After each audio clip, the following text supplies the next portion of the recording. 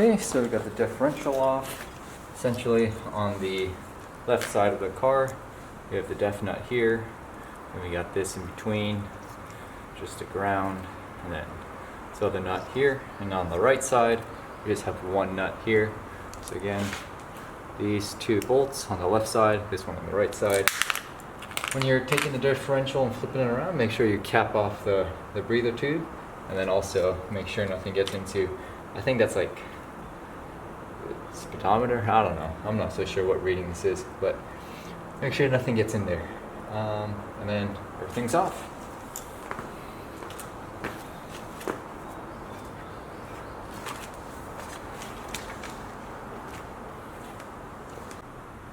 Alright, so before I remove the main subframe bushings, I'm going to remove the differential bushings. So I got this GK Tech differential bushing removal little kit. All it is basically a big washer, a nut, and a bolt with a cup. So let's see how well it comes off. Should work that way.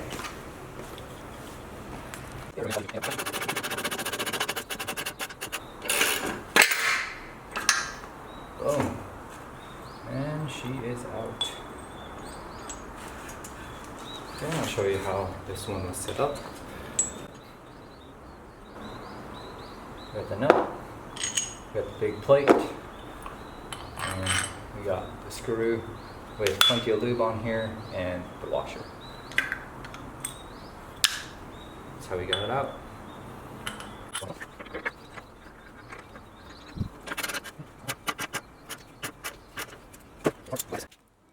Alright, so I gave up trying to use the press to push these bushings out because they are just super stubborn. So what I did was I used a 38 millimeter little bit there, cut a hole on both sides, front and back, and then just pulled these guys out. That is the core of it. And then I'm gonna use this hacksaw, go through here, and then cut this way, being careful not to get the main subframe here, and then use a chisel and get this guy out. Let's see how it works. Alright, so I made 2 cuts, and then I used my chisel, push it in there. Now I'm just using my knife X and I'm going around and just twisting. It started to move, so that's why I'm recording again. There we go.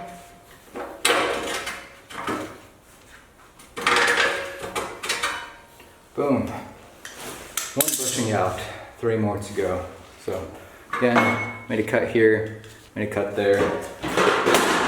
It's just my little hand saw. And then just trying to be careful not to cut the actual subframe itself. And I used a chisel and pushed it down. Let's try the next 3. And boom. Probably after about 35 to 45 minutes later, we got all 4 bushings out. And then now we're just going to clean this area up, clean the subframe up, get it ready for welding for the reinforcement plates, and then painting it and putting it all back together. Alright, so we got the bushings out, and then now we are going to torque back all the arms to the proper specs, and then we're going to put the GK Tech reinforcement plates, which look like this. So I went ahead, labeled out where I need to sand down, and then sanded that down, and now we're just going to do the final prep. Alright, so it's the next day. I came here kind of early in the morning and got to work, finished up cleaning up, and then spot welding a bunch of these reinforcement plates. I think it turned out alright. It's not the best spot welds, but we'll clean it up with a grinder. What was really important was to get these spot welds on first, and then hammering it on, making sure the lower control arm and any of the arms don't interfere with it, and then taking it off after it cools down, and then trying to get some spot welds in here as well. So here they are, somewhat evenly spaced. And we got this guy over here as well. Time to clean it up and then get it ready for painting. Alright, so after we cleaned it all up with a wire brush and took off some of the loose paint, ooh, thought that was gonna slip. We got some brake cleaner, wiped it down, cleaned it up, let it soak for about 15 minutes and dried. And then after that we just put our first coat of our primer. Put it on a little bit too heavy, but we'll just wait till it dries and then keep on reapplying for 3 coats, and then we'll start putting on the actual paint. Alright, so while the paint's drying on the rear subframe, I'm coming over here on my little Amazon 12-ton press. And what I'm doing is, I believe this is a 31 millimeter socket, and I've got a 29 millimeter little press die here, and then knocking these guys out so I can put the Super Pro bushings on there.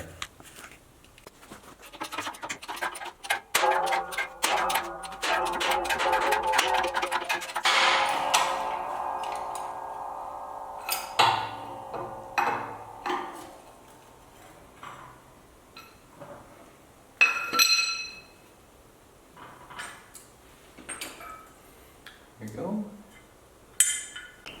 Alright, so just an update. Went ahead and used one of these Noxadoil Autoplastone. Looks like this. I know it looks disgusting right now, but it comes in a very thick goo. I put that over here and it's just curing right now. It's probably good to touch now. It's kind of like a very thick plasticky texture once it solidifies. It's kind of like this here. So in all the nooks and crannies, that's where you really want to push it in and shove it in there. It's like oil based, so it's supposed to seep in and keep it from rusting. So that's like around the frames here, and then I did that all under here as well, especially in the frames, and then the pinch welds over here. Try to stuff as much of that as I can and give it a nice oily coat. And then this guy, after this one has been cured, I went ahead and used, where is it? Can't find the thing right now, but what it is it's one of this Noxadoil, and I used the 750 series and went inside here in all these crevices and holes, and it has a 360-degree nozzle, so it will coat it nice and evenly with like this thicker oil looking substance. Kind of look like that there. Oh, here it is. Noxadoil 750. This prevent it from rusting. I'm not really going to do the underside, because when we, like, that can just be wiped off when I get under the car and make it look pretty and nice. But I want to get the top side of it at least, just in case the water sits up top. It's not going to be rusting out.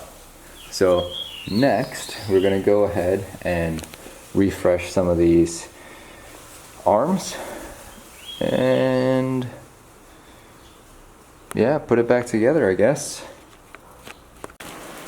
Alright, so I kind of wire brushed a little bit of the rust off these arms, and then I'm going to go use this Rust-Oleum 2-in-1 Rust Reform and Seal. And after that, I'll just do a coat of that nice thick Japanese rust-proofing paint, and we'll call these arms good. And then after that, whenever it comes into the mail, I'll push in the new bushings. Alright, so now it's time to install these GK Tech rear subframe bushings right here. I'm going to try this method that I found on YouTube, where the guy uses PTFE tape, and then puts it around here and puts it on here. Supposedly it's supposed to reduce any noise and like squeaking, so we're just gonna try. What he says is to get some grease, put it on first, and then I would have to rotate this rear subframe to hammer this guy on, but basically put just enough lube to get that PTFE tape sticky, and then get the PTFE tape make it look pretty. And roll it on here with a little bit of overlap up top.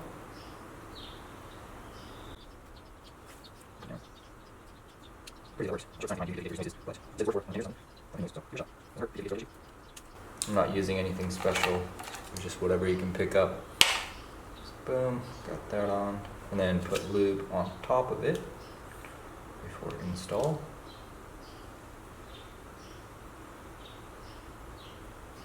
This is where you want to apply quite a lot so it slides in easy.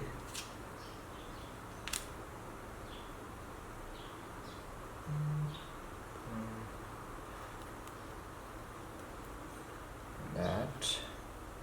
And I rotated it this way, so I want to turn it this way. Let me put this on. Okay, so I put the PTF tapes on, and then I'm going to put the top half of this bushing on. Good. I believe I rotated it this way. Boom. Then I'll put these guys on.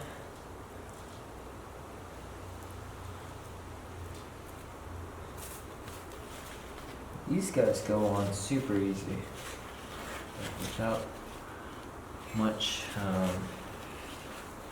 effort.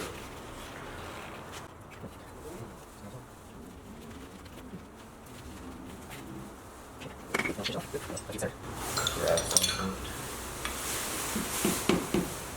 Push in. Just about, yep. The bushing for making contact. Put it on here. Okay. Make sure I put the breather tube, block that off so it doesn't spill differential oil everywhere. Let me make sure I got two washers on top of here. Let's find my original differential bushing nuts. Where to go? There's one. And here's the other one. Boom. Yeah, I mean, these guys are getting a bit old, maybe, but plenty of life still left in the old bushings. Anyways, flip the differential around, put it on.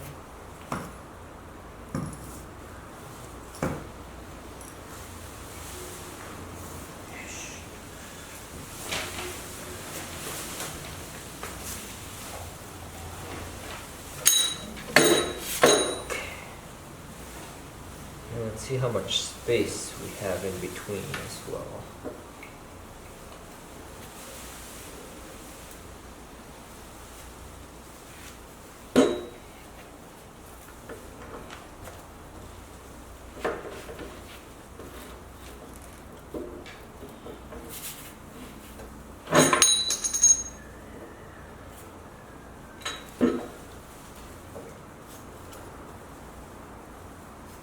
Ignore the washers for now. I'm just going to see where this is going to sit, where it's tighten it.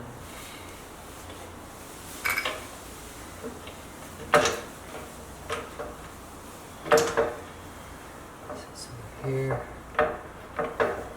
So there is a lot of space between the differential bushing and the diff itself. So I will be using these spacer bushings.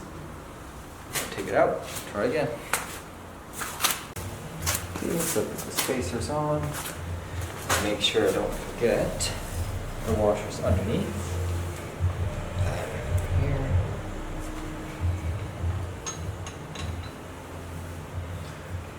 And then put the other two washers on top. Just like that. And these will be screwed down to 98 to 118, what is that, Newton meters?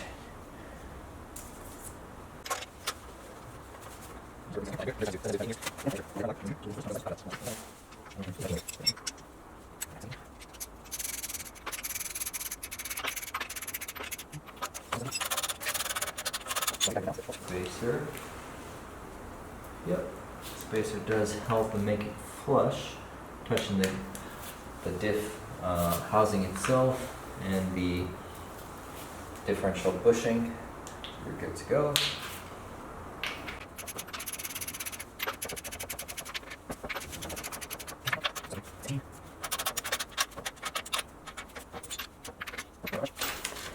And this is the torque spec values. The diff bushing itself is 98 to 118 newton meters, and the diff to the rear differential mounting bush is going to be 77 to 98 newton meters.